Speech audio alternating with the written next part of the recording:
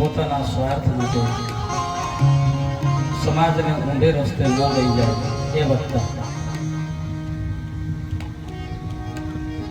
કથાને વેચે એ વક્તા નહીં.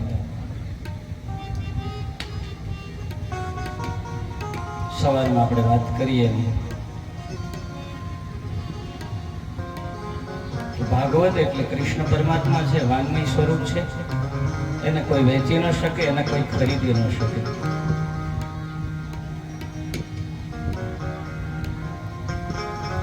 કથા પ્રેમથી અને ભક્તિથી કરે. સામે યજમાને પણ સારા વક્તા મળ્યા હોય તો એનો લાભ લેવો જોઈએ અને બદલામાં યોગ્ય ભેટ સોગાદ એને આપવા જોઈએ. શાસ્ત્રોએ ઘણી બધી ઝીણવટભરી ચોખવટ કરી છે કે કોણ વાંચી શકે, કોણ વ્યાસપીઠનો અધિકારી છે. પરંતુ અત્યારે તો કળીકાળ ચાલે છે એટલે ગમે તે વ્યક્તિને વાંચતા આવડતું હોય એટલે બેસી જાય, વાંચવા માંડે અને સમાજ પણ એનો સ્વીકાર કરે છે. કોણ છે, કોને અધિકાર છે એ કોઈ જોતું નથી. પછી એ ભલે ને સમાજને ઊંધે રસ્તે લઈ જાય.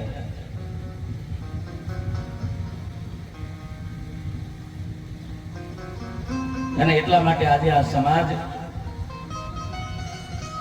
બધાના અલગ અલગ રસ્તા, બધાની સમજણ અલગ અલગ, એટલે સમાજ છે કન્ફ્યુઝ થઈ જાય છે ક્યાં રસ્તે જવું. કોઈ કથાકાર કહે છે કે આ આમ કરાય, કોઈ કથાકાર કહે છે કે આ આમ કરાય.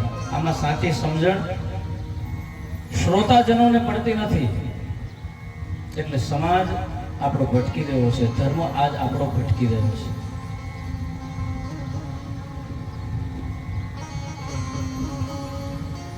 कुर्बान में उनकी बख्शिश के मकसद भी जुबां पर नहीं लाया,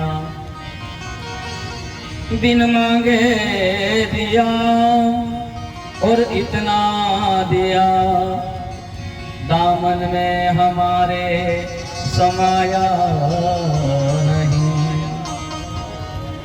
जितना दिया सरकार ने दिया सरकार, मुझको उतनी मेरी औकात नहीं. ये तो कर्म है उनका, वरना मुझ में तो कोई ऐसी बात नहीं, बात नहीं. वक्ता सत्य प्रिय होવો જોઈએ. સાચું કહેવામાં શરમ ન રાખે. પ્રિય કેવું પણ સાચું કેવું. કે ફલાણા ભાઈને હું આટલું સાચું કહીશ ને ખોટું લાગશે તો કાલ સવારે મને કથા કરવા નહીં બોલાવે, આવું ન વિચારવું. જે સત્ય છે, જે ધર્મમાં છે, જે કથામાં છે, જે ભાગવતમાં લખેલું છે એ ચોખ્ખું એને કેવું કે ભાઈ આમ થાય.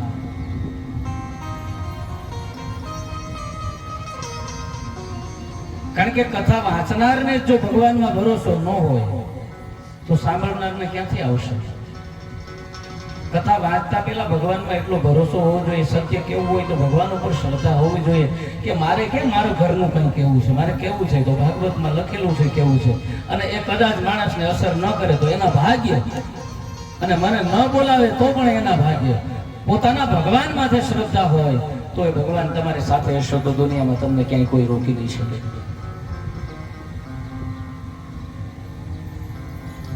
સત્યદર્શી હોવો જોઈએ.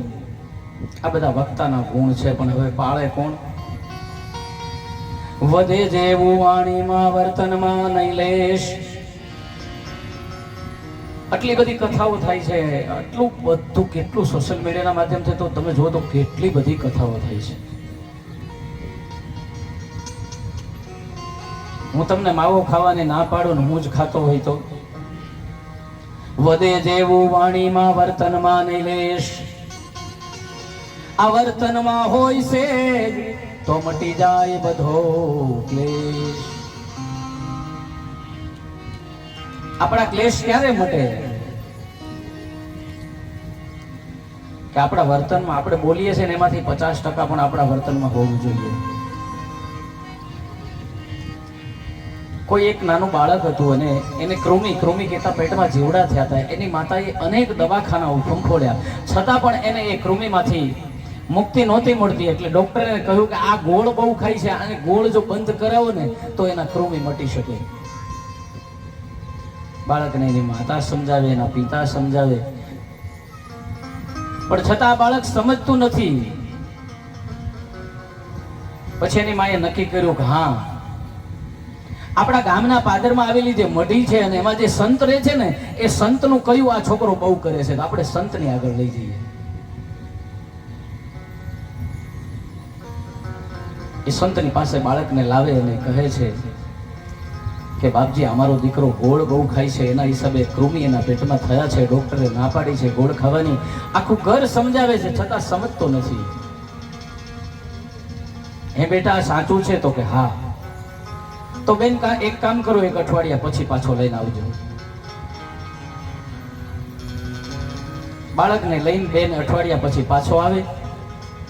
બાળકને બાપુ સમજાવે, સંત સમજાવે કે બેટા, ગોળ છે એ અમુક લિમિટમાં ખવાય, તારા પેટમાં કૃમિ છે, તું 20-25 વર્ષનો થા પછી ખાજે, તને કૃમિ નહીં થાય. અત્યારે તું બાળક છો, તારે ગોળ બંધ કરવો જોઈએ. બાળક સમજી ગયું, ગોળ બંધ કરી દીધો. પેલી સ્ત્રી છે 2 દિવસ પછી ગઈ, બાપજી તમે અઠવાડિયું શેના માટે માંગ્યું? બેન, હું ગોળ ખાતો તો એ હું બંધ કરું તો એ છોકરાને અસર થાય ને. જ્યાં સુધી હું પોતે ખાતો હોય ત્યાં સુધી મારે એને કેમ કેવું કે તું બંધ કર? એમ મને 25 વર્ષ થઈ ગયા છે. એ પેલા મેં મસાલો ખાધો જ છે, કાચી 300 નો, પણ હવે કેદોનો નથી ખાધો. તો હું મારા બધા, તમે મારા છો એટલે કહું છું બંધ કરો.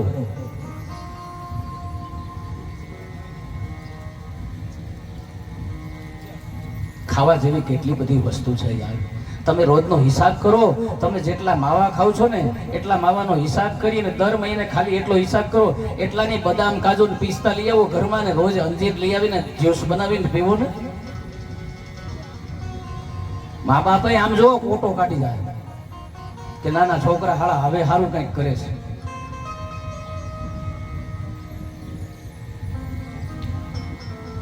વ્યસનમાંથી મુક્તિ મળવી જોઈએ, પણ કઈ નહીં, અરે ઈચ્છા બળવાન છે, મારા તમારા કરવાથી કઈ થતું નથી.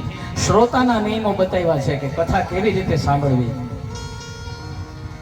ભાગવત સાંભળજો ભાવથી રે, ભાગવત સાંભળજો ભાવથી રે, મોટો એનો મહિમા મારા વાલા, મોટો એનો મહિમા મારા વાલા. હે ભાગવત સાંભળજો ભાવથી રે, ભાગવત સાંભળજો ભાવથી રે, આઢી કપટ તમે આવજો રે, કાઢી કપટ તમે આવજો રે, હે બંધના મુક્તિ થઈ જાય મારા વાલા, બંધન મુક્તિ થઈ જાય મારા વાલા. હે ભગવત સાંભળજો ભાવથી રે, ભગવત સાંભળજો ભાવથી રે,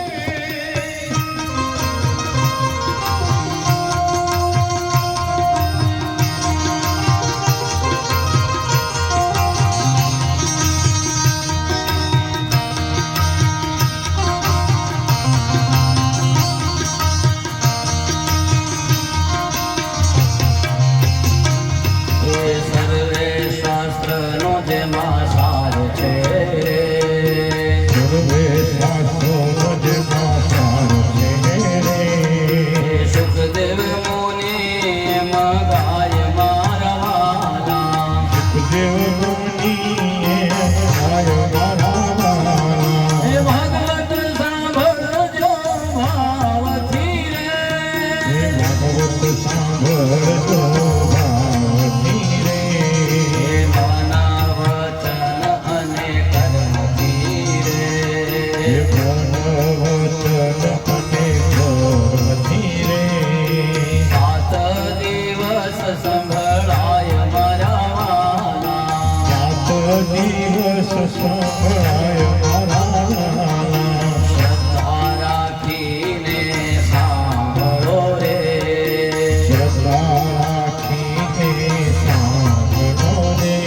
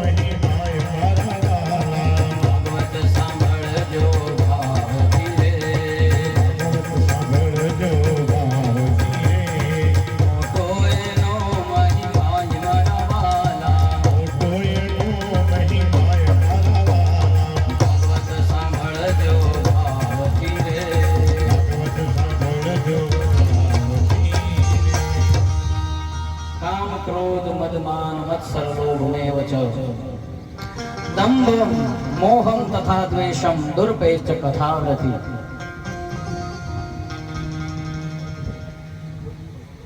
કથા શ્રવણ દરમિયાન કામ ક્રોધ મદ મોહ લોભ એનો ત્યાગ કરવો. મત્સર. શ્રોતાજન ગમે એટલો જ્ઞાની હોય, વક્તાની ભૂલો ન કાઢવી, કથામાં વિક્ષેપ ન પાડવો. ઘણા બધા ગુણો લખ્યા છે. વક્તા આવે ને એના પહેલા કથા મંડપમાં આવી જવું જોઈએ, અને વક્તા કથા પૂર્ણ થયા બાદ વક્તા વ્યાસપીઠ છોડી અને કથા મંડપ બહાર નીકળે પછી શ્રોતાજનોએ કથા મંડપ છોડવાનું હોય. અંતમાં આ કથામાં સુખદેવજીનું આગમન થયું. સૌએ સુખજીને વચનામૃત કહેવા માટે કહ્યું છે. સુખદેવજીએ કહ્યું કે શ્રીમદ ભાગવત એ પુરાણોમાં તિલક સમાન છે, પરમહંસોની સંહિતા છે. જ્ઞાન, ભક્તિ, કર્મ અને વૈરાગ્ય એમાં નિરૂપણ છે. એને સાંભળતા, વાંચતા, વિચારતા, આચરતા આ ભક્તિથી જીવ છે ને એ મુક્તિ પામે છે.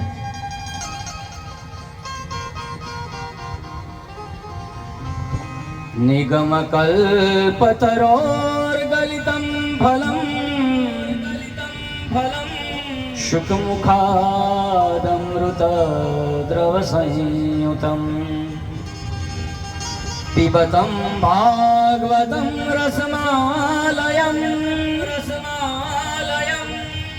મુહુરહો રસિકા ભુવિ ભાવકા. એ સદભાગીઓ, આ કથા કથનનો અને શ્રવણનો રસ સ્વર્ગમાં પણ નથી, સત્યમાં નથી, વૈકુંઠમાં નથી, કૈલાસમાં નથી. આ ભાગવત કથા અમૃતપાનનો રસ કેવળ અને અહીંયા પૃથ્વી ઉપર જ છે. તમારા ભાગ્યમાં એવો છે તો પીવો, કોઈ ગુમાવશો નહીં, છોડશો નહીં. સ્વર્ગમાં સુધા છે પણ કથા સુધા નથી. વૈકુંઠમાં ભગવાન છે પણ ભગવાનની કથા નથી. અહીંયા જ છે. પૃથ્વી ઉપર કથાના અંતમાં શ્રી હરિ ત્યાં પ્રગટ થયા, સાથે ભક્તો આવ્યા છે. મહાન સંકીર્તન થયું છે. પદ્મ પુરાણ અંતર્ગત 6 અધ્યાયનું મહાત્મ્ય અહીંયા પૂર્ણ થયું. વેદ વ્યાસે રચેલી 18,000 શ્લોક વાળી, 335 અધ્યાય વાળી, 12 સ્કંદ વાળી, 1.5 લાખ અક્ષર જેમાં છે એવી આ પરમહંસોની ભાગવતી સંહિતા શ્રવણ માત્રથી મુક્તિ દેનારી છે. અહીંયા શ્રીમદ ભાગવત મહાપુરાણનું મહાત્મ્ય છે પૂર્ણ થાય અને ભગવાનનો પ્રથમ સ્કંદ અહીંયા શરૂ થાય.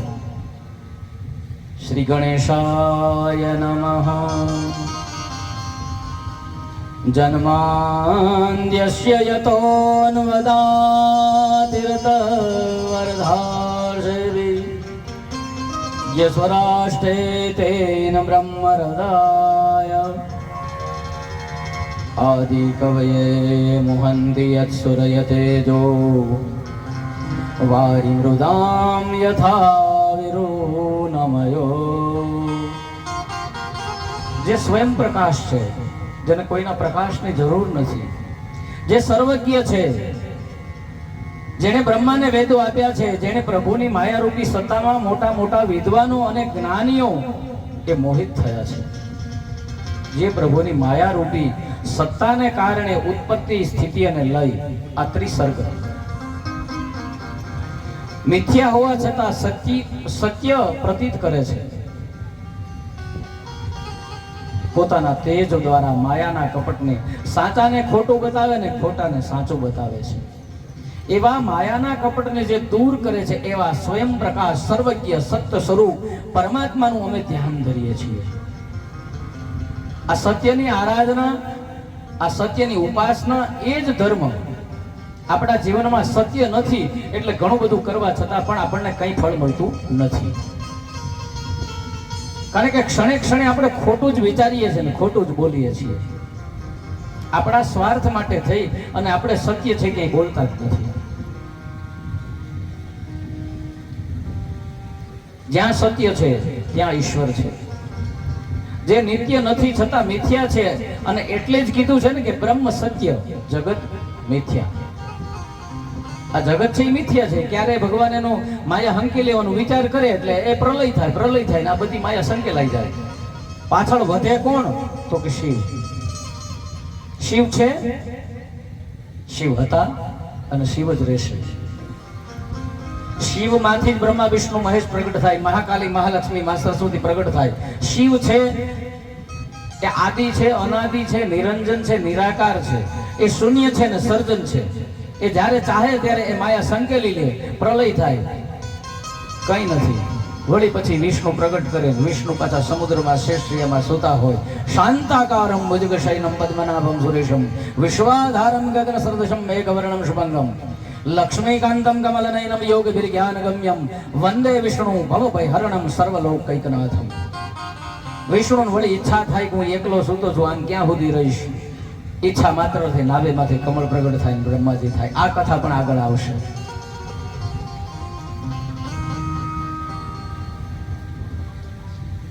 કોઈ પણ વસ્તુને જાણ્યા વગર એની સાથે પ્રેમ નથી થતો. જાને બિનું ન હોય પરતીતી, જાને બિનું ન હોય પરતીતી, બિનું પરતીતી ન હોય પ્રીતિ, બિનું પરતીતી ન હોય પ્રીતિ.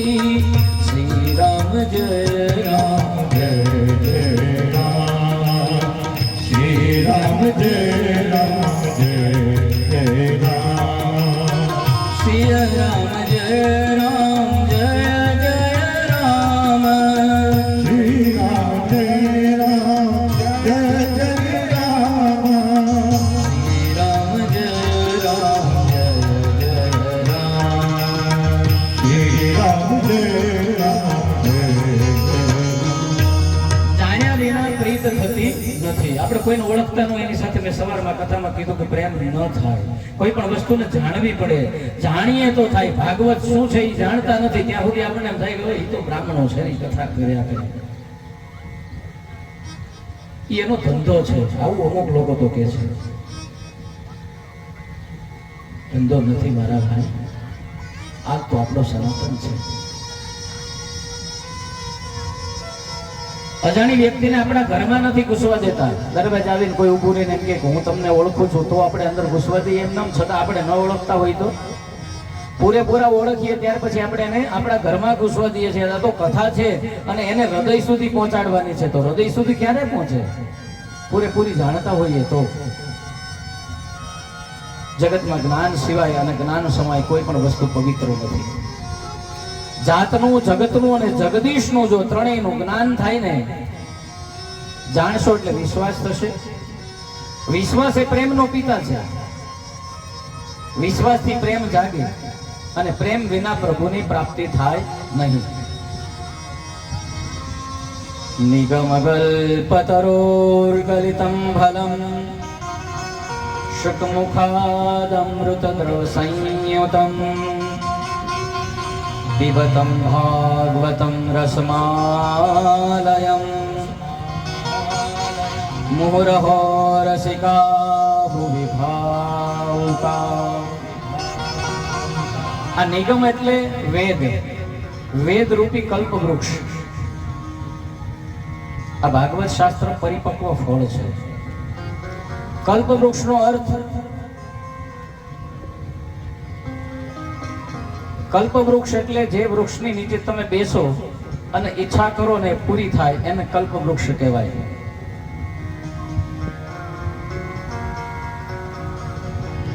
કથા આમ તો મને એકલા કરવાની ટેવ છે. કથા મંડપમાં કદાચ 100 જણા, 200 જણા, 500 જણા, 5000 બેઠા હોય તોય ભલે, અને કોઈ ન બેઠું હોય તો પણ હું કથા કરી શકું છું.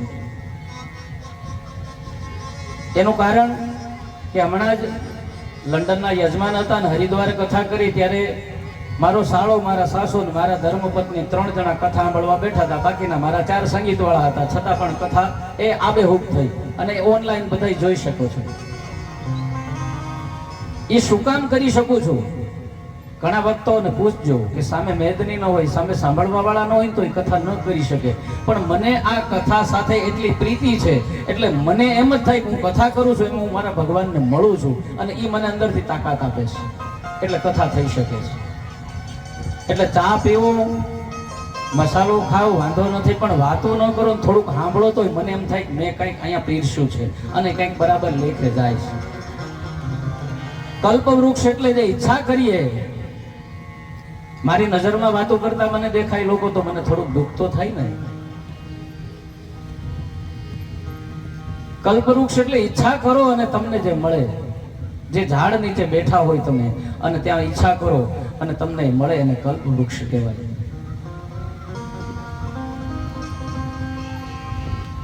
કલ્પવૃક્ષ નીચે કોઈ નર બેઠો, કોઈ નર બેઠો, એ તૃષ્ણાને નીચી પાણી હોજી,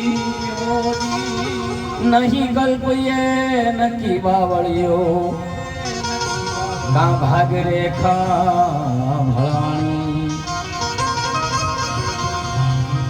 જૂનો ધર્મ લ્યો જાણી મારા હરિજન, જૂનો ધર્મ લ્યો જાણી. ફળ એટલે વૃક્ષનો સાર. હમણાં થોડા સમય પહેલા આપણે વાત કરી ગયા કે આંબામાં રસ નથી, દાળમાં રસ નથી, પાનમાં રસ નથી, જે મીઠાશ કેરીમાં છે એ બીજા શેમાંય નથી. અને આ ફળ કેવું છે, જે મીઠું ફળ હોય ને ત્યાં જ પોપટ બેસે ને એમાં ચાંચ મારે ને એને ખાય. તો આ સર્વ વેદોનો સાર એવું મીઠું ફળ અને એ ચાંચ મારેલી છે કોની? શુકની ચાંચ મારેલી. શુક કહેતા પોપટ અને શુક કહેતા સુખદેવજી મહારાજ. પોપટે ચાંચ મારી હોય અને જે ફળ નીચે પડ્યું હોય ને તમે ખાવ તો તમને ખબર પડે એ જેટલું ફળ મીઠું હોય ને એટલું આખા ઝાડવામાં કોઈ ફળ મીઠું ન હોય.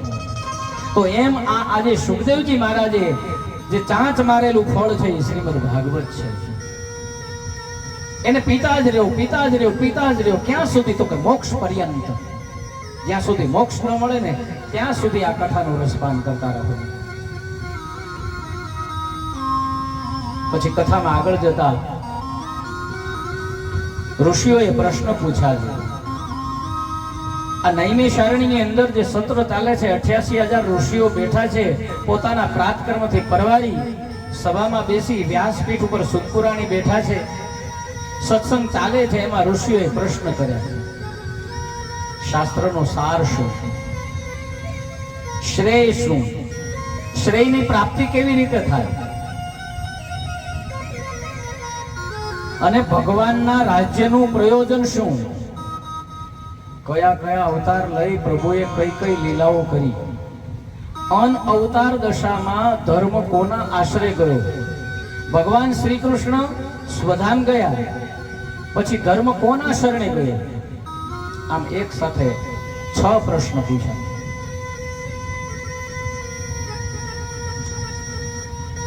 દ્વારકા ના આ નાથ એ સ્વધામ ગયા પછી ધર્મ કોના શરણે ગયો. આ પ્રશ્નો દ્વારા પ્રભુ કથાનો રસ પીવાની ઈચ્છા વ્યક્ત કરી. પ્રશ્ન સાંભળીને રોમ હર્ષણી, એટલે કથામાં ક્યાંય એવું વાક્ય આવે, કોઈ સંગીત, કોઈ ભજન આપણે સાંભળતા હોય ને આપણા રૂવાડા બેઠા થઈ જાય ને એને રોમ હર્ષણી કહેવાય. જેને રોમે રોમ પુલકિત થયા કહેવાય. એવા આ કથા કહેનાર જે છે ને એ રોમ હર્ષણી છે. કથા કહેતા કહેતા એના રોમે રોમ પુલકિત થઈ જાય છે. રોમ હર્ષણ અને તેના પુત્ર તે રોમ હર્ષિણી. અહીંયા તેવો વક્તા છે, તેનું નામ ઉગ્ર શ્રવા છે. વક્તા બનતા પહેલા ઘણી બધી કથાઓ સાંભળવી પડે. જે સારો શ્રોતા હોય ને એ સારો વક્તા બની શકે.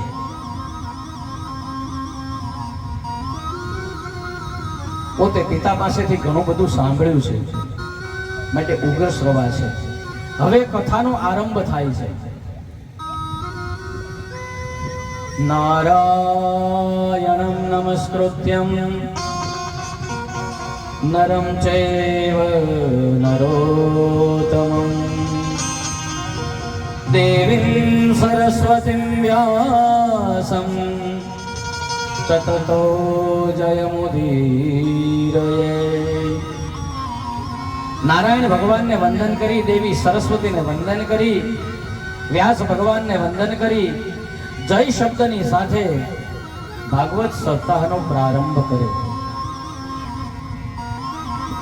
સુત પુરાણી બોલ્યા, તમારા પ્રશ્નો સરસ છે, સરાહનીય છે. પ્રજાના હિત માટે, લોકોના ઉદ્ધાર અર્થે જે પ્રશ્નો ઉઠે છે તેનો જવાબ પણ હંમેશા સારો જ હોય છે. અને આ ઋષિઓ તો નિજાનંદી છે, પોતપોતાના આનંદમાં રાજનારા છે, એને કોઈની સાથે લેવા દેવા નથી.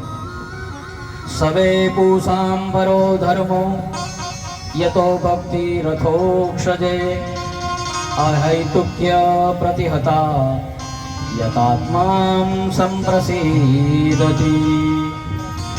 પ્રભુમાં ભક્તિ એ માણસનો પરમ ધર્મ છે, પણ તે ભક્તિ કેવી હોવી જોઈએ? અહૈતુકી. આપણે બધા ભક્તિ કરીએ છીએ, પણ કેવી?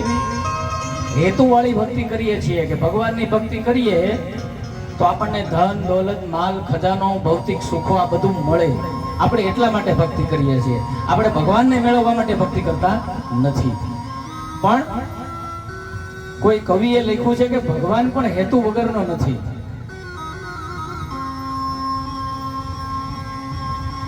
એ પ્રભુજી અમે જાણ્યા છે તારા સમે, હેતુ રે વિના ન હોય.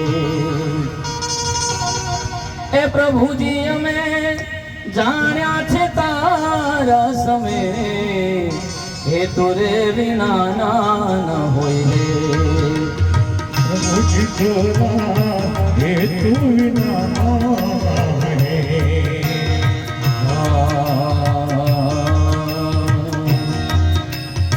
વાટે રે બેસાડી રૂડા પૂજન થાતા, જ્યાં લગી સતે. વાટે રે બેસાડી રૂડા પૂજન થાતા, જ્યાં લગી સતે. પંડરે વિનાનો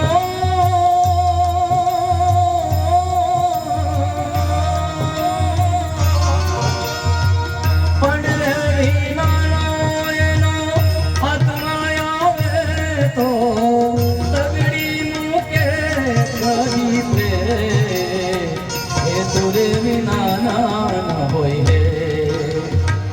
હે પ્રભુજી અમે જાણ્યા છે તારા સમે, હે તુરે વિના ના હોય.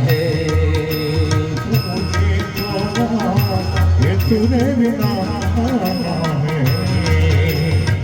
પાણી ના પાવે રૂડા ખાતર દિએ છે, મોંઘા દિએ છે મોરખે.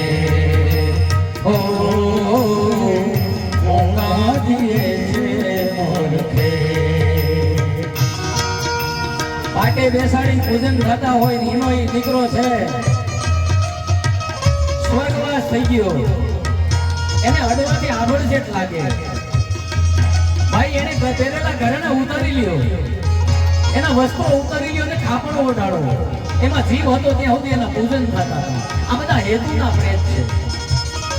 અને એનો ઈ 5 દી પછી આત્મા આવે તો કે કોણ છે? તો ભાઈ એને વળગાડ છે, ભૂત આવ્યું છે એના ઘરમાં. આ આપણે એના આ હેતુનો પ્રેમ છે.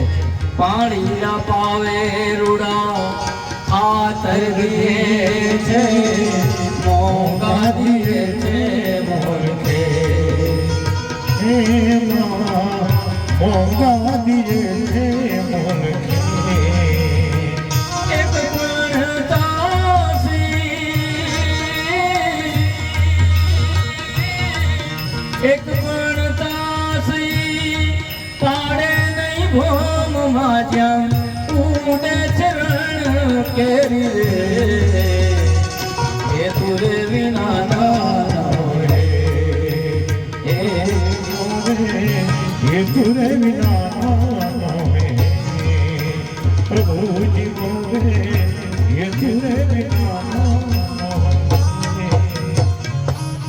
રણમાં કોઈ ખેતર કરવા જશે, પાણી પાઈ રોડા ખેત ખાતર નાખીએ, કારણ કે મોંઘા મોલા ખેત આપણને મોલ દે છે.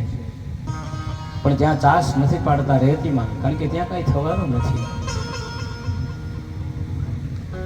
છેલ્લી કડીમાં ઈશ્વરનું પણ કીધું છે કે તારે આ દુનિયાને શું કામ બનાવી છે? મજા લેવી છે એટલા માટે તે બનાવી છે.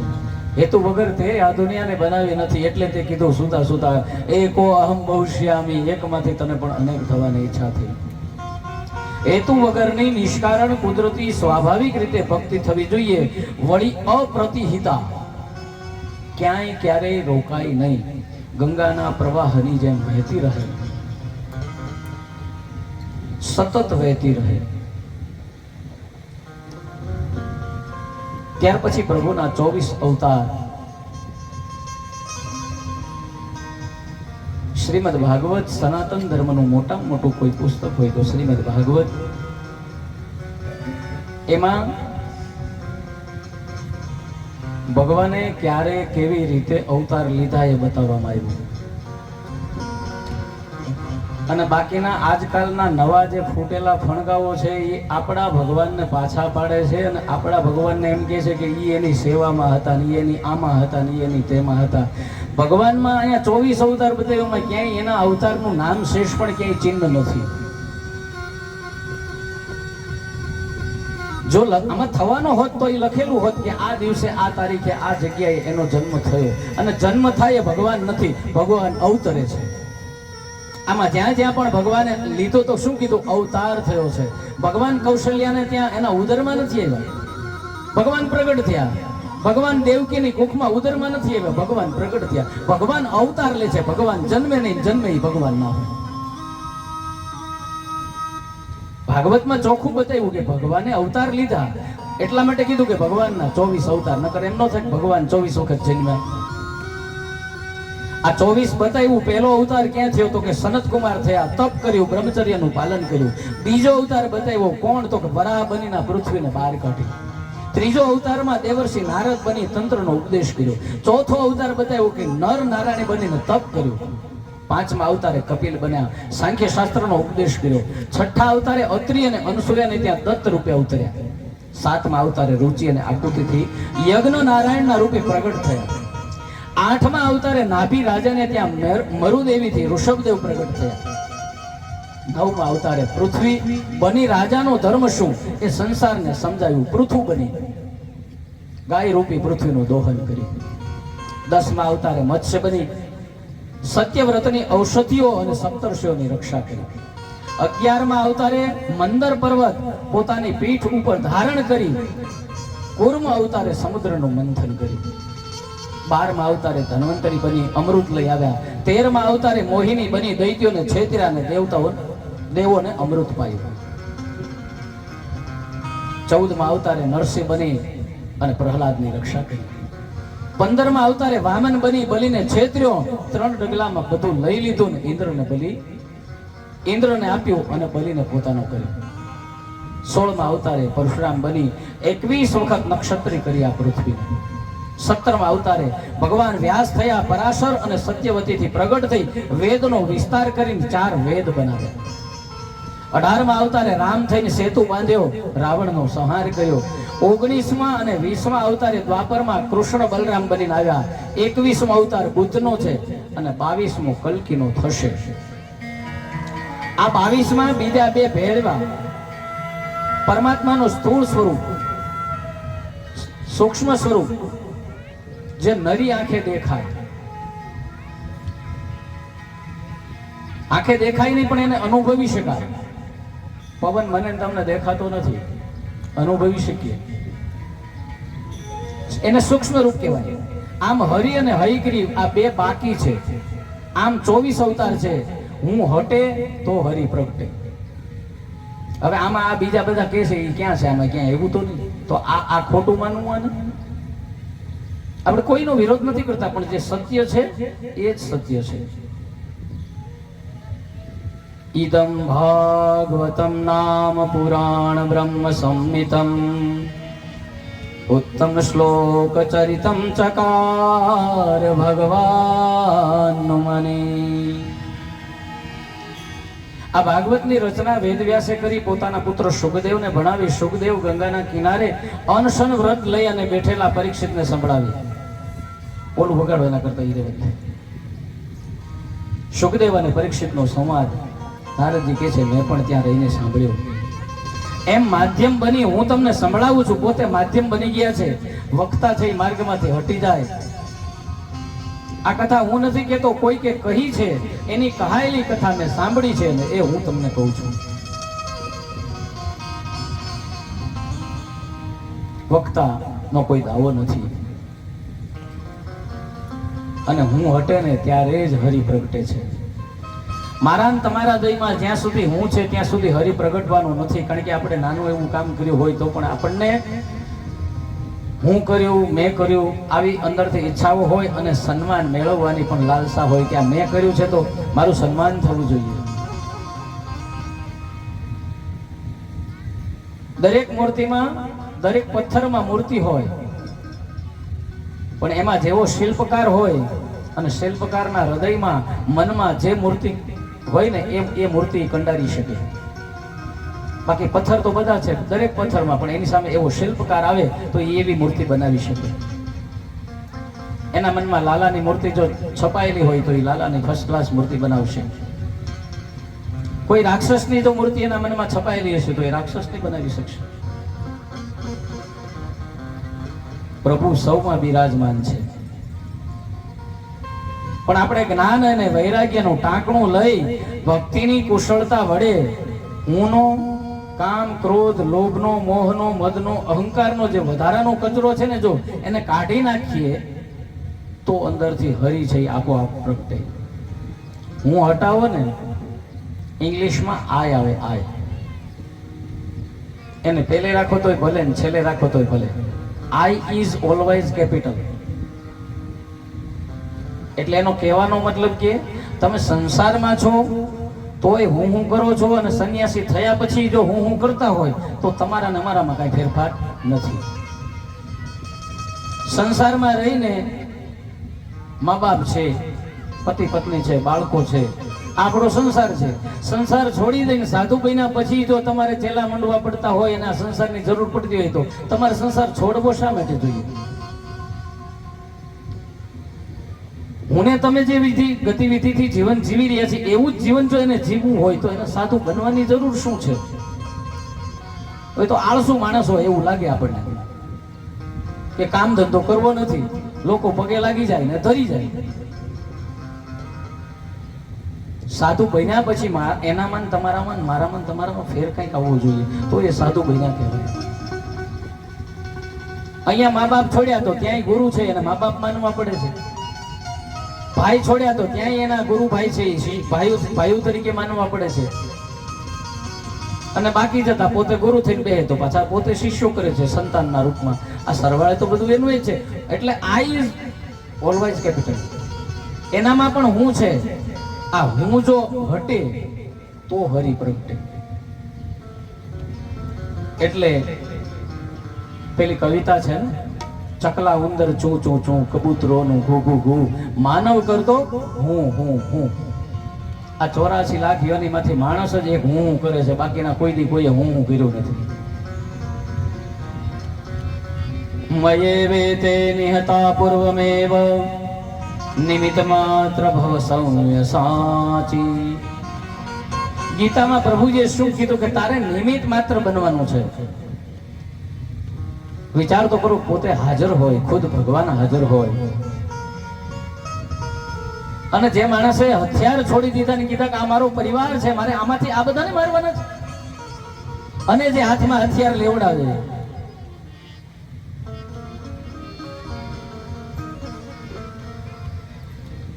અર્જુનને એવું જ કહેવાનું કે તું નિમિત્ત માત્ર છો, તું કાંઈ કરતો નથી. કરતો હરતો તો હું છું. શૌનકે સુતપુરાણીને થોડા પ્રશ્નો કર્યા. વેદ વ્યાસે આ કથા કોની પ્રેરણાથી રચી? આ કથા સુખદેવને કહી તો સુખદેવ તો બ્રહ્મજ્ઞાની છે, બ્રહ્મદ્રષ્ટા છે. સુખદેવજીનો જન્મ થયો ને એટલે એ પોતાનું ઘર છોડીને જતા રહ્યા છે. એ એની મા પાસે નથી રહ્યા ને બાપ પાસે નથી રહ્યા. પાછળ પિતા કહે, "હે પુત્ર, હે પુત્ર," સાદ કરતા રહ્યા, છતાં પણ સુખદેવજી જતા રહ્યા. આવા સુખદેવજીએ પછી આ કથા કેવી રીતે શીખી? સુખદેવ અપેત કૃત્ય છે, પૂર્ણ કૃત્ય છે, પછી એને શીખવાનું ભણવાનું બાકી નથી રહ્યું, છતાં પણ પોતાના પિતા પાસેથી આ સંહિતા શીખી. શા માટે? અને પરીક્ષિતે વળી એવું તે શું કર્યું હતું કે ગંગાના કિનારે એને અનશન વ્રત લઈને બેસવું પડ્યું? કથાના સ્વરૂપ, રચયિતા, કથયિતા, શ્રોતા વિશે આમ 4 પ્રશ્નો કર્યા છે. કથા ક્યાં, કોના દ્વારા અને ક્યાં હેતુથી રચાય? કસ્મિન યુગે પ્રવૃત્તેયં સ્થાને વા કેન હેતુના કુત સચ્ચોદિતં કૃષ્ણં કુતવાન સંહિતા મુનિ. ભગવાન વ્યાસનો અવતાર. સુત પુરાણી કહે છે કે શૌનક, જ્યારે આ 4 યુગમાં ત્રીજો દ્વાપર આવ્યો ને, ત્યારે પરાશર ઋષિથી અને સત્યવતીથી વ્યાસજી ભગવાન પ્રગટ્યા. વ્યાસજી ભગવાનનો જ અવતાર છે, જ્ઞાનનો અવતાર છે. વ્યાસનો અર્થ જેનો જે વિસ્તાર કરે એને વ્યાસ કહેવામાં આવે. એમણે વેદનો વિસ્તાર કર્યો છે અને 4 વેદ બનાવ્યા, જેથી વેદ વ્યાસ કહેવાય. પરાશરના પુત્ર પારાશર્ય કહેવાયા. બદ્રિકાશ્રમમાં જઈ બોર ખાઈને તપ કર્યો, જેથી બાદરાયણ કહેવાય. વ્યાસજી એ દરેક વ્યક્તિ સમજી શકે એટલા માટે મહાભારતની રચના કરી. છતાં વ્યાસજીએ આ કાર્યથી એને શાંતિ ન થઈ અને ઉલટાની ચિંતા વધી, વ્યગ્રતા વધી. સંતની અને સામાન્ય લોકોની ચિંતામાં બહુ મોટો તફાવત હોય. આમ પ્રજાની ચિંતા સ્વાર્થ માટે હોય, સંતની ચિંતા પરમાર્થ માટે હોય. તેથી તેની ચિંતા છે ચિંતામણી સમાન મૂલ્યવાન છે. આ ચિંતામાંથી જ મહાન શાસ્ત્ર છે સર્જાય છે. એકવાર ઉદાસ અને ખિન્ન મનથી વ્યાસજી બેઠા છે.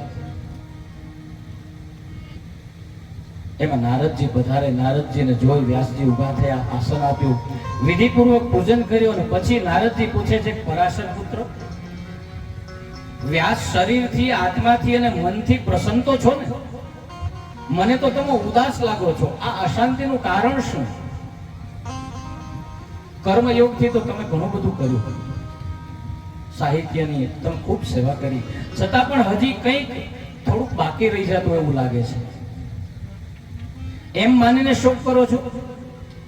વ્યાસ બોલ્યા, દેવર્ષિ, આપની વાત સાચી છે. મારી વ્યથાને તમે જાણી લીધી છે.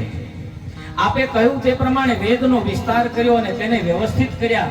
આટલા પુરાણો રચ્યા, છતાં મારા કાર્યથી મને સંતોષ નથી. આમ વેદ વ્યાસ કહે છે. આ અશાંતિનું કારણ શું હશે? આ મારી અશાંતિનું કારણ શું હશે? આપ મને જણાવો. ત્યારે નારદજી હસીને બોલ્યા, પારાશર્ય, પૂછો છો એટલે કહું છું.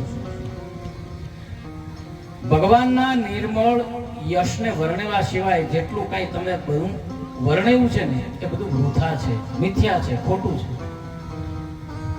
જેમાં ભગવાનના નિર્મળ યશનું વર્ણન નથી ને, એ ગ્રંથ કેવો છે? વાયસમ તીર્થમ, એટલે કાગડાને જે આપણે વાસ નાખીએ છીએ ને એના સમાન છે. જેમાં ભગવાનના ગુણોનું વર્ણન હોય એ જ સાચું. તમે જ્ઞાન વૈરાગ્ય ને લક્ષ્મણ લઈ પુરાણો રચ્યા, પણ ભાવ ધરીને જ્યાં સુધી ભગવાનના ગુણગાન ગાતા નથી અને ભગવાનના ગ્રંથની રચના નથી કરી, ત્યાં સુધી શાંતિ ક્યાંથી? વ્યાસજી આગળ કળિયુગ આવે છે. એમાં કોઈ જ્ઞાન વૈરાગ્યની વાતો નહીં સમજે, એ તેને ગમશે પણ નહીં અને જો જચશે તો પચશે પણ નહીં. માટે ભક્તિને કેન્દ્રમાં રાખી અરે ભાગવત પુરાણની રચના કરો, ભાગવત ભાખો, પ્રભુના ગુણગાન ગાવો. નારદજી વ્યાસજીને કહે છે, આજે દેવતાઓ દ્વારા હું પૂજાઉં છું, મારી ગતિ ક્યાંય અટકતી નથી. એ ભગવાનની મારા ઉપર કેવી કૃપા છે. ગમે ત્યારે પ્રભુને હું મળી શકું છું, મને પ્રત્યક્ષ છે. એનું કારણ તમે જાણો છો? આ નારદજી વેદ વ્યાસને કહે છે. નારદજી કહે છે કે મારા પૂર્વજન્મની કથા છે. પહેલા હું ગંધર્વ હતો, મને શાપ થતા હું શૂદ્ર બન્યો. મારી માં એક દાસી હતી. મારી માં એક ક્ષત્રિય બ્રાહ્મણને ત્યાં નોકરી કરતી હતી. તેનું ઘરનું વાતાવરણ સંસ્કારી હતું. સાધુ સંતો આવે, નિત્ય સત્સંગ થાય, હું પણ બેસીને સાંભળતો. એકવાર સાધુ સંતો છે એ ત્યાં આવ્યા, જમી લીધું. જમ્યા લીધા પછી પતરાવળામાં એની હેઠી પ્રસાદી પડી હતી. એ પતરાવળા ઉપાડવા હું ગયો, નારદજી કે છે, એટલે મને એમ થયું કે એમાંથી પ્રસાદ લઉં. એટલે મેં સંતોને પૂછ્યું કે આમાંથી પ્રસાદ હું લઉં? ભગવાનની કૃપાથી સંતોએ હા પાડી. એટલે સંતોનો એઠો પ્રસાદ એટલે કે સંતોના મુખમાંથી નીકળેલી જે વાણી છે એ નારદજી કે છે મને પ્રાપ્ત થઈ. બીજા અર્થમાં નારદ કહે છે કે ઉચ્છિષ્ટ પ્રસાદ એટલે સંતોના મુખમાંથી નીકળેલી વાણી હું સમજ્યો અને મેં ગ્રહણ કરી. તેથી પ્રભુમાં મને પ્રેમ થયો. આપણે સાધુ સંતો પાસે બેસવા શા માટે જઈએ છીએ? ત્યાં ગયા પછી નથી કપાળની વાત કરવાની, કે નથી જીરુની વાત કરવાની, કે નથી છોકરાઓ ક્યાં ભણે છે, શું કરે છે. ત્યાં જાઓ ને સાધુના સંગમાં, અને જો એ ભગવાનની ભક્તિની કઈ બે વાત કરે ને તો સમજવું કે સાધુ છે, બાકી તો એ આપણી જેવો જ છે, સમજી લેવાનું. કારણ કે એને આ લૌકિક જે વાતો કરવી છે તો હું તમે ઓટલે બહેન કરીએ જ છીએ, તો સાધુ પાસે જવાની જરૂર શું? સાધુ તમને સાચા રસ્તે લઈ જવા માટે પ્રયત્ન કરે. તમે જે માયા મૂકીને ઘરે આવ્યા છો એમાંથી મુક્ત થવા માટે તમને રસ્તો બતાવે, એને સાધુ કહેવાય. બાકી સાધુ તમારી જેમ મેં આ હાલ્યું, મારે આ કરવાનું છે, મારે આ કપા એટલો થયો છે, અરે એ બાપા ઈ તો અમે કરીએ જ છીએ કરે. તમે એમને એવો કોઈ રસ્તો બતાવો કે જેથી કરીને અમે આ મોહ માયામાંથી છૂટીએ ને મુક્ત થઈએ. આ સંતોનો ઉચ્છિષ્ટ પ્રસાદ એ નારદજીને મળ્યો. નારદજીએ ગ્રહણ કર્યો અને એથી એને પ્રભુમાં પ્રેમ થયો. સંતોના સંગમાં, સાચા સંતો હતા એટલે એના સંગમાં નારદજી રહ્યા અને એથી એને પ્રભુમાં પ્રેમ થયો. હવે એ સાધુ છે એ ચાતુર્માસ પૂર્ણ થતા પોતપોતાની જગ્યાએ જવા માટે નીકળ્યા. નારદજી કે મને ભગવાનમાં રતિ થઈ, પ્રેમ થયો, એટલે મેં પણ કહ્યું કે મારે પણ સાથે આવવું છે. પણ સંતોએ ના પાડી. શું કીધું? કે તારી એક ફરજ હજી બાકી છે. શું? તો કે આ સંસારમાંથી તારે મુક્ત થવું છે. અમને ખબર છે કે તું આ માટલું પાકું છે, પણ તારી ફરજ હજી બાકી છે. તારી માં જીવે છે ત્યાં સુધી આ સંસારમાંથી તો મુક્ત ન થઈ શકે. અમારી સાથે તું ન આવી શકે. નારદજી કહે છે કે મારે આ સંસારમાં નથી રહેવું.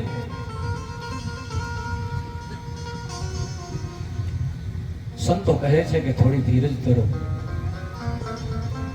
એક આવે દુઃખ ઉપજે, એક આવે દુઃખ જાય.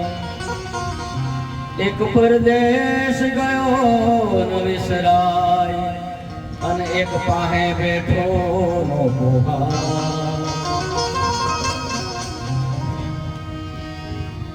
સંતો જાય છે, નારદજીને દુઃખ થાય છે, પણ સંતોએ રસ્તો બતાવ્યો કે તારી માં છે ને એની ફરજ છે. અને ફરજ આ જિંદગીમાં માણસ સમજી જાય ને એનાથી ઈશ્વર દૂર નથી. ક્યાંય ગોતવા જવાની જરૂર નથી. હું ઘણી વખત કહી ચૂક્યો છું, પણ છતાં એવું થાય કે સમય આવે ત્યારે કહેવું. હું લંડનમાં હતો ને મારે પાછો આવવાની કઈ જરૂરિયાત નહોતી, પણ મારી ફરજ પેલી હતી કે મારા મા બાપને મારે સાચવવા. અમે 3 ભાઈઓ હતા, પણ જેને ફરજ સમજાય એને વંદન, ન સમજાય એને પણ વંદન. બાળપણમાં જે નાનો છેડો પકડ્યો હોય, બાપની આંગળી પકડી હોય, દૂર બાપ જતો હોય, રડતા રડતા એ બાપુજી, એ બા, અને દોડીને જેમ પાસે આવે ને એમ છેલ્લી અવસ્થામાં માં હાથ કરે કે મારો દીકરો ક્યાં છે, અને દીકરો દોડીને માં પાસે જાય તો એ માને ખૂબ વાલું લાગે, અને એ આશીર્વાદ આપી દે. પછી જિંદગીમાં તમારે કોઈની જરૂર નથી રહેતી. અને એ આશીર્વાદ લેવા માટે લંડન થી મારે અહીં આવવું પડ્યું. અનેક કથાઓ એ પેલા કરી છે. કથામાં મેં અનેક વખત કીધું છે જેને મા બાપને નથી હાચવા એનું જિંદગીમાં કઈ છે જ નહીં. અને હું જો આખરે સમયે ન આવું તો મને ઘણા ફોન આવ્યા હતા કે દાદા તમે તો કથામાં કહેતા હતા કે તમે મા બાપને હાચવવા જોઈએ. તમારી બાને 4 જણા ઉપાડીને ટોયલેટમાં લઈ જાય છે. મેં કીધું ભાઈ હું 7 વર્ષથી લંડનમાં છું, થોડુંક મારી માયા હંકેલતા મને વાર લાગે ને. અને એ પણ હું તમને કહું છું, એ ભાગ્ય રૂડા તો શ્રેષ્ઠ મળે ભામિની રે, એમાં કિંમત વધે છે તમામની રે. ભાગ્ય રૂડા તો શ્રેષ્ઠ મળે ભામિની રે.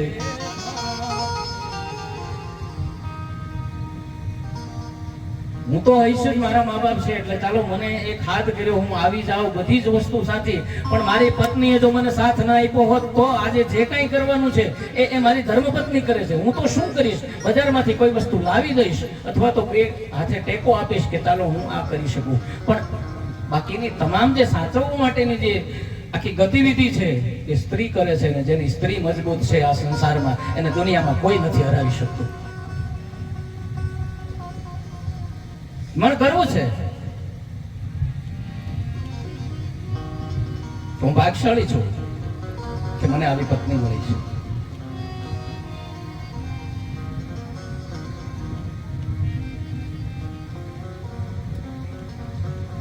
એટલે પેલી ફરજ આપણી કથા મૂળ એ છે કે ફરજ ન ચૂકવી.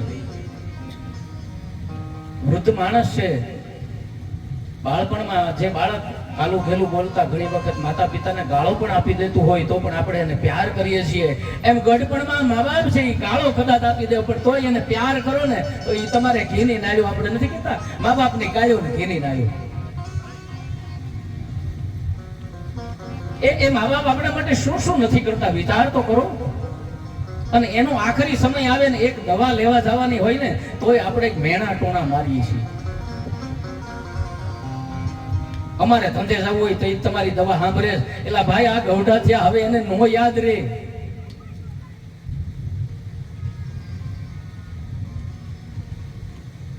જે બાપને એક ગંજી લેવાની તેવડ ન હોય, બાપ આઠમના મેળામાં લઈ જાય, છોકરો માગે એ રમકડું લઈ દે.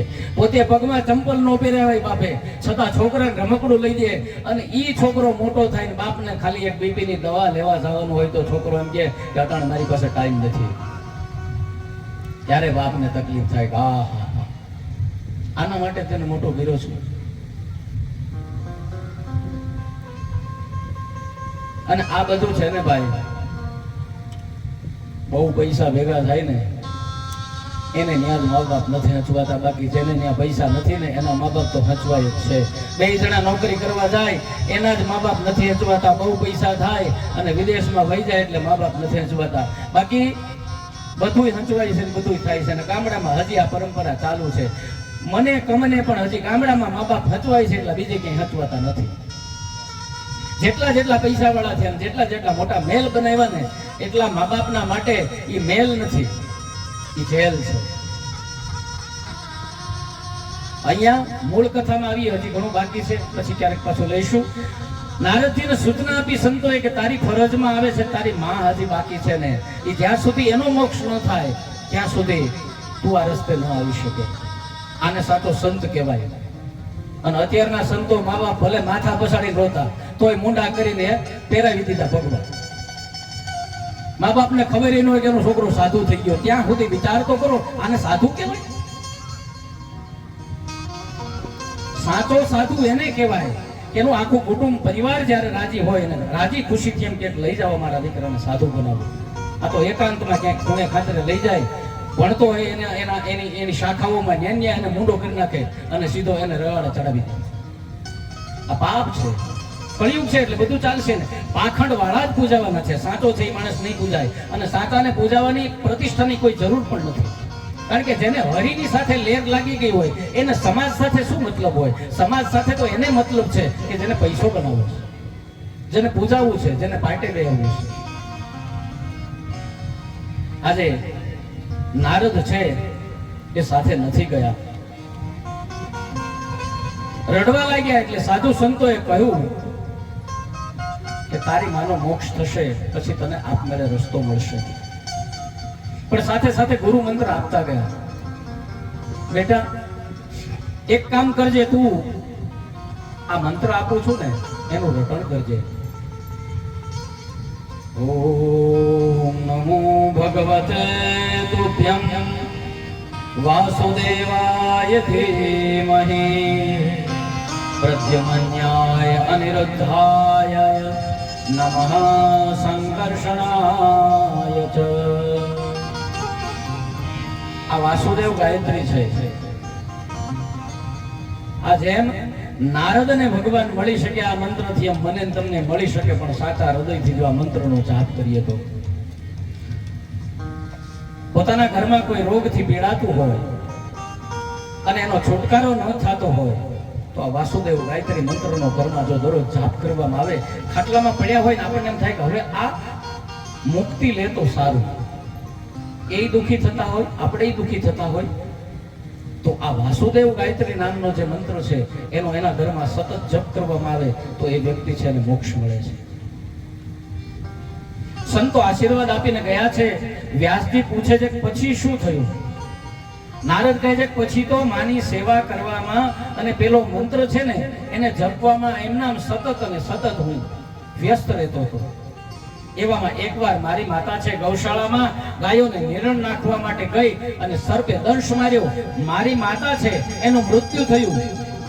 નારદજી કહે છે કે મને ન કોઈ દુઃખ થયું અને ના કઈ મને ખુશી થઈ. મારી માતા મરી જવાથી મને દુઃખ પણ ન થયું. શું કામ? તો કે ગુરુએ મંત્ર આપ્યો તો એ મંત્રની સિદ્ધિ હતી અને એને મોક્ષના માર્ગે જવું હતું. એટલે એને હર્ષ પણ ન થયો કે સારું થયું, માં મરી ગઈ, હવે હું એ રસ્તે જઈશ. મને ખુશી પણ ન થઈ, એમ મને દુઃખ પણ ન થયું. માત્ર વિચાર્યું કે હા, એક બંધન હતું ફરજ રૂપી, એમાંથી મુક્તિ મળી.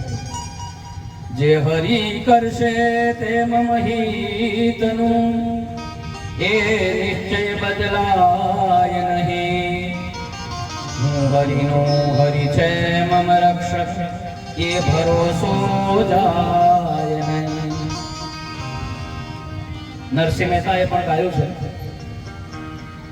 એમના પોતાના પત્ની ગુજરી ગયા તો શું ગાયું કે ભલું થયું ભાંગી જંજાળ, સુખે ભજીશું શ્રી ગોપાલ. જ્યારે પણ ભગવાન કરે છે મારા ને તમારા માટે, એ સારા માટે જ કરતો હોય છે. પણ આપણને આપણી પરિસ્થિતિ મુજબ ન થાય ને એટલે આપણે કઈ કાઢવું, આ ક્યાં કર્યું, આવું હોય કઈ, ભગવાન આવું કરે. પણ એમાં સમય જવા દઈએ ને તો એ સમય પૂરો થાય પછી આપણને સાચું સમજાય કે હા, જો આ ભગવાને કર્યું સારું કર્યું. ભગવાન જે કરે છે, જ્યારે કરે છે, એ સારા માટે જ કરે છે. જેને જન્મ આપણને આપ્યો છે એ જન્મની સાથે જ આપણું ટોટલ ભવિષ્યને લખીને મૂકી દીધું હોય છે. કોઈક રાજા એક નગરમાં રહે છે. રોજે શિકારે જવાની એને ટેવ, પણ એકલો કોઈ દિવસ નથી જતો, પોતાના પ્રધાનને સાથે લઈ જાય. રાજા અને પ્રધાન શિકારે નીકળે, જઈને પાછા આવે, આ રોજનો ક્રમ છે. એક દિવસ પ્રધાનને થોડું મોડું થયું એટલે રાજાએ ઘોડાની ઉપર પલાણ નાખ્યું છે, પણ તંગ બાંધવાનું ભૂલી ગયો અને પેગડામાં જ્યાં પગ નાખ્યો રાજાએ, ત્યાં સામાન સાથે રાજા નીચે પડ્યો. નીચે પડતાની સાથે એનો પગ ભાંગ્યો. એટલે રાજાએ પોતાના દૂતને કહ્યું કે ભાઈ, પ્રધાનને સમાચાર આપો કે શિકારે જવાનું આજે બંધ રહેશે, તંગ બાંધતા ભૂલી ગયો જેથી મારો પગ ભાંગ્યો છે. પ્રધાનના ઘરે દૂત આવે. દૂતે આવીને પ્રધાનને કહ્યું કે રાજા આવી રીતે તંગ બાંધતા ભૂલી ગયા જેથી કરી અને રાજાનો પગ ભાંગ્યો છે. પ્રધાનના મુખમાંથી નીકળી ગયું, સારું થયું. દૂતને તો એટલું જ જોતું હતું. આવ્યો રાજા પાસે, મહારાજ, આપણા પ્રધાનમાં કંઈક ખોટ છે. હે, ના હોય, આટલા વર્ષોથી આપણા પ્રધાન છે, કોઈ દિવસ ન બને. તો કે પણ મેં એમને જઈને કહ્યું કે આપણા રાજાનો પગ ભાંગ્યો છે, તો એને એમ કહ્યું કે સારું થયું. જે એમ કે તમારો પગ ભાંગે ને સારું થયું, એ આપણો માણસ ના હોય. એવું કીધું. હા, એવું કીધું. તો જાઓ એને કહ્યો કે 10 દિવસની અંદર આપણું રાજ્ય છોડીને જતો રહે. હવે બેટરી ગઈ.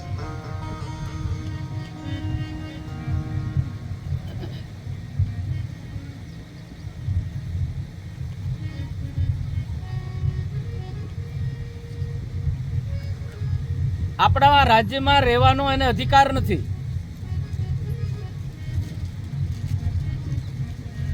જે માણસ રાજાનું બુરું ઈચ્છતો હોય એને આપણા રાજ્યમાં રહેવાનો અધિકાર નથી. એટલે પેલો દૂત છે એ જઈને વળી પાછો પેલા પ્રધાનને કહે છે કે ભાઈ તમને રાજાએ 10 દિવસની અંદર આ રાજ્ય છોડી જવાનું કહ્યું છે. એટલે વળી પ્રધાન કહે છે કે સારું થયું. હવે આ 10 દિવસનો સમય આપ્યો છે એટલે પ્રધાને તો પોતે તૈયારી કરી લીધી કે કઈ નહીં, રાજાનો આદેશ છે તો આપણું એમાં કંઈક હિત જ લખ્યું હશે, આપણે છોડીને જતા રહીશું. અને 1 દિવસ 2 દિવસ 3 દિવસ થયા એટલે રાજાને રોજે શિકારે જવાની ઈચ્છા અને રોજની ટેવ. એટલે પાટો હતો છતાં પણ એણે ઘોડાને તંગબંગ બાંધીને સામાન તૈયાર કર્યો. ઊંચા ઓટલાની બાજુમાં ઘોડાને લાવીને રાજા પલાણ થઈ અને પડી જંગલમાં નીકળી ગયો. હવે જંગલમાં નીકળી ગયા પછી પેલો પ્રધાન છે એને રસ્તો જોયેલો હતો, રાજાએ રસ્તો જોયેલો નહીં. એટલે બીજા જંગલમાં જઈ ચડ્યો અને બીજા જંગલમાં જઈ ચડ્યો. પોતે એક વડના ઝાડ નીચે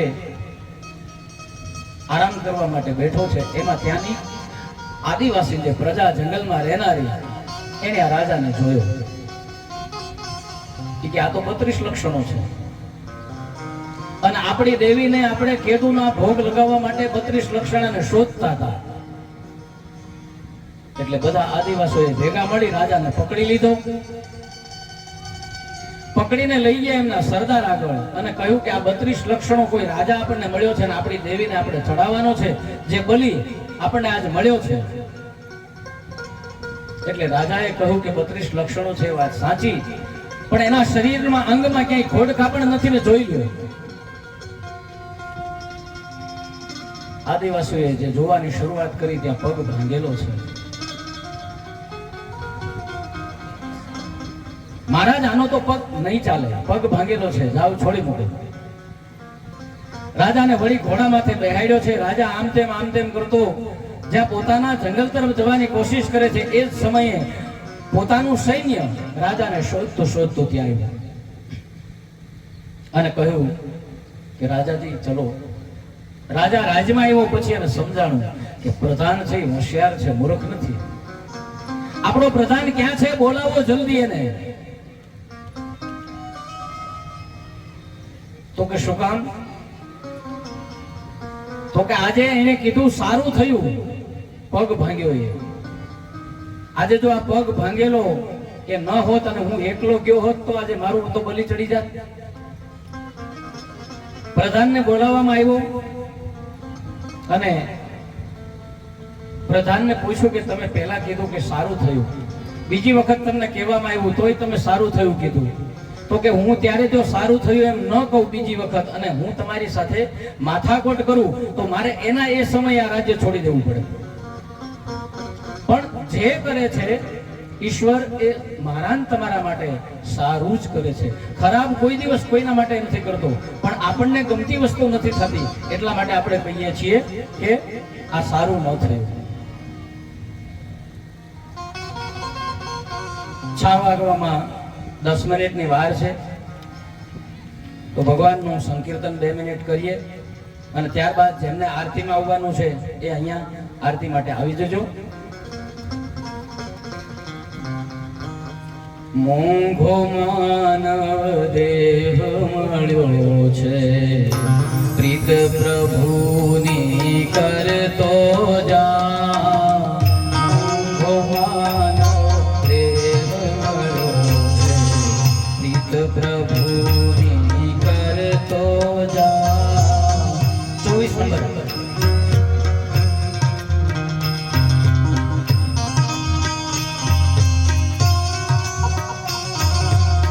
પરમારથને બાંધી પરવડે, ટુકડા સૌના હરતો જા.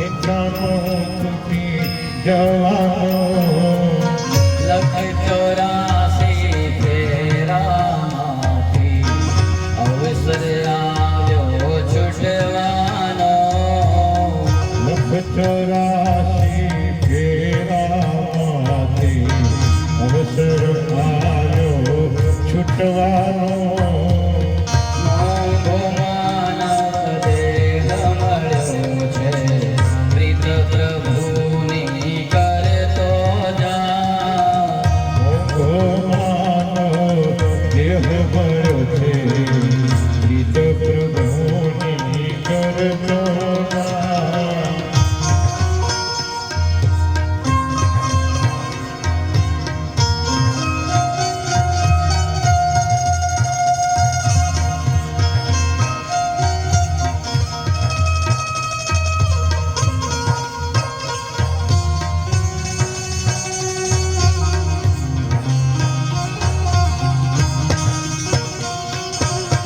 જેવી કરણી તેવી ભરણી ઈશ્વરનો એ ધારો છે જેવી કરણી જેવી ભરણી ઈશ્વરનો એ ધારો છે. ભાવધરી ભગવાન ભજી લે ભવનો સાગર તરતો જા ભાવધરી ભગવાન ભલો સાગર તરતો ના.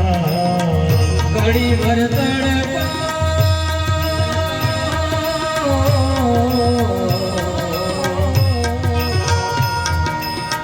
ઘડી ભર તડકો ઘડી ભર છાયો વારા ફરતી વારો છે ઘડી ભર તડકો ઘડી ભર છાયો વારા ફરતી વારો છે. સ્નેહતણા સાગરમાં પ્રભુના બિંદુ થઈને ભળતો જા નિહતણા સાગરમાં પ્રભુના બિંદુ થઈને વળતો જા. મોંઘો માનવ દેહ મળ્યો છે પ્રીત પ્રભુની કરતો જા ભગવાન દેહ મળે છે ગીત પ્રભુની કરતો ના. શ્રી કૃષ્ણ ગોવિંદ હરે મુરારી હે નાથ નારાયણ વાસુદેવા કૃષ્ણ ગોવિંદ હરે મુરારે હે નાથ નારાયણ વાસુદેવ. હે નાથ નારાયણ વાસુદેવા હે નાથ નારાયણ વાસુદેવા હે નાથ નારાયણ વાસુદેવ. હે નાથ